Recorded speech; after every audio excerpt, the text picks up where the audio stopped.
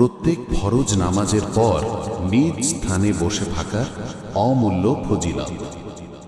আবু হুরায়রা রাদিয়াল্লাহু তাআলা আনহু থেকে বর্ণিত, রাসূলুল্লাহ সাল্লাল্লাহু আলাইহি ওয়াসাল্লাম বলেছেন, কোন নামাজি যখন ফরজ নামাজ শেষ করে নিজের জায়গায় বসে থাকে এবং ওযু নষ্ট না করে, যতক্ষণ সে বসে থাকে ততক্ষণ ফেরেশতাগণ তার জন্য মাগফিরাতের দোয়া করতে থাকে।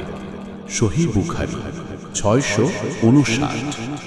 ভাবো একবার, নামাজ শেষ করার পর তুমি উঠলে না, তোমার হৃদয় তখনও শান্ত, মুখে হয়তো ধীরে ধীরে তাসবিহ চলছে, সুবহানাল্লাহ, আলহামদুলিল্লাহ, আল্লাহু আকবার।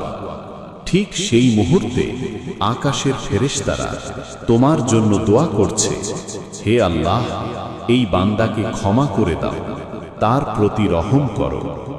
ইমাম ইবনুল বাত্তার রাহিমাহুল্লাহ এই হাদিসের ব্যাখ্যায় লিখেছেন, হে দুনিয়ার মানুষ, তোমাদের মধ্যে যার গুনাহ অনেক বেশি, সে যদি চায় কোনো কষ্ট ছাড়াই তার গুনাহ মাফ হয়ে যায়, তবে সে যেন প্রত্যেক ফরজ নামাজের পর নিজের জায়গায় কিছুক্ষণ বসে থাকে।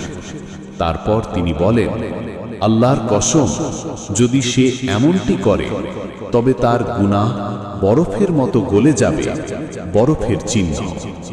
নামাজের পরের এই অল্প সময়টাই হতে পারে তোমার জীবনের সবচেয়ে মূল্যবান মুহূর্ত।